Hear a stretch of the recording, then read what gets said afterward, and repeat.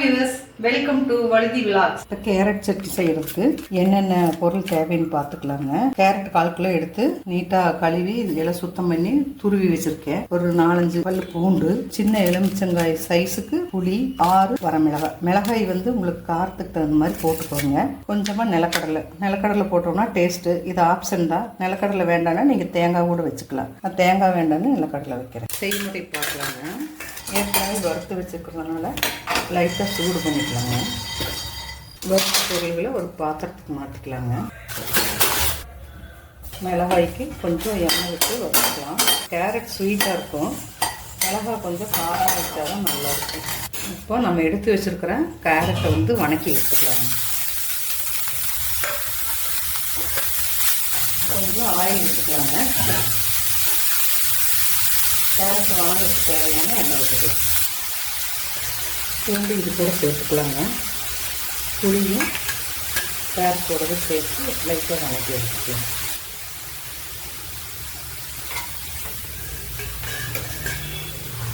இது கொஞ்சம் குயிக்காக வணங்கணும்னா நம்ம கொஞ்சம் உப்பு சேர்க்கணும். சீக்கிரம் வணங்கிடுங்க. கேரட்டுக்கு தேவையான உப்பு சேர்த்துக்குவோம்.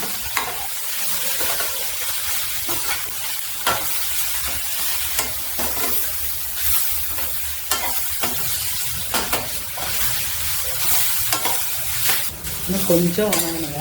கலர் சேஞ்ச் ஆகி வருது பாருங்க. அது போட்ட கேரட்டு வணங்கிடுச்சுன்னா கலர் சேஞ்ச் ஆகும். ஒரு 2 நிமிஷம் இருந்தாலும் இந்த ஆஃப் பண்ணிக்கலாம்.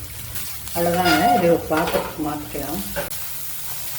தக்காளி, பெரிய தக்காளி ஒரு தக்காளி போட்டுருக்கோங்க. சின்னதாக இருந்தால் 2. சட்னி நிறைய தேவைப்படுதுன்னா தக்காளி அதுக்கு தகுந்த மாதிரி வச்சுக்கலாம். ஏன்னா புளி போட்டிருக்கோம், அதுக்கு தகுந்த மாதிரி கொஞ்சம் குறைவாக போட்டுக்கணும். கேரட் உடம்புக்கு ரொம்ப நல்லதுங்க. குழந்தைங்களுக்கு கேரட் டெய்லி கொஞ்சம் ஒரு கேரட் எடுத்து மிக்சியில் அடித்து அது கூட பால் மிக்ஸ் பண்ணி சர்க்கரை ஆட் பண்ணி கொடுக்கலாம். வெஜ்ஜிலுக்கு ஜூஸ் மாதிரி கண்ணுக்கு ரொம்ப நல்லது, ஹெல்த்துக்கு ரொம்ப நல்லது. சுண்டல் பயிர் வேக வச்சோம்னா அதில் கொஞ்சம் கேரட் துருவி போட்டு குழந்தைகளை சாப்பிட வைக்கலாம். ஏதாவது ஒரு வகையில் இதெல்லாம் சேர்க்கணும். கேரட்டு, கீரை, பயிர் வகைகள் அதே மாதிரி.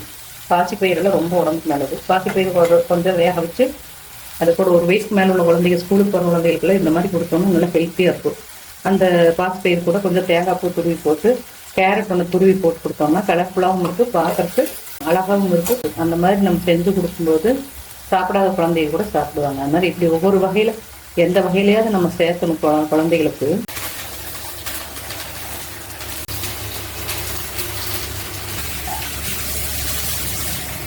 பாருங்கள், இப்போ வறுத்ததெல்லாம் வணக்கி நம்ம சட்னியாக அரைச்சிட்டோம். கேரட் சட்னி இப்படி தான் இருக்குங்க.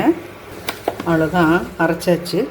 ரொம்ப டேஸ்ட்டாக இருக்குங்க. இட்லி, தோசை, சப்பாத்திக்கு எடுத்துக்கலாம். தயிர் சாதம், ஒயிட் ரைஸு எல்லாத்துக்குமே ரொம்ப நல்லா இருக்குங்க. இது வேற ஒரு பாத்திரத்துக்கு மாற்றிக்கலாங்க. பாருங்கள், நம்ம கேரட் சட்னி ரெடி ஆயிடுச்சுங்க. நீங்களும் இது மாதிரி செஞ்சு பாருங்கள். செஞ்சு பார்த்துட்டு டேஸ்ட் எப்படி இருக்குதுன்னு கமெண்ட்டில் சொல்லுங்கள். இந்த மாதிரி சட்னி, ஜூஸு தோசை மாவில் கலந்து சுடலாம். கலர்ஃபுல்லாக வேணும்னா நம்ம தோசை மாவோட கேரட் அடித்து அது கூட மிக்ஸ் பண்ணி கூட செஞ்சு கொடுக்கலாம். இட்லியில் அதே மாதிரி கொஞ்சம் இட்லி மாவு ஊற்றி அதுக்குள்ளே கேரட் அடித்து போட்டு கொடுக்கலாம். கலர்ஃபுல்லாக இருக்கும். இந்த மாதிரி நீங்கள் செஞ்சு குழந்தைகளுக்கு கொடுங்க. நீங்கள் வேறு மாதிரி ஏதாவது கேரட் வச்சு டிஷ் பண்ணுவீங்கன்னா அதையும் கமெண்ட்டில் சொல்லுங்கள். நம்ம சேனலுக்கு தான் ஃபஸ்ட் டைம் பார்க்குறீங்கன்னா ஷேர் பண்ணுங்கள், சப்ஸ்கிரைப் பண்ணுங்கள், லைக் பண்ணுங்கள் டியர்ஸ். தேங்க்யூ.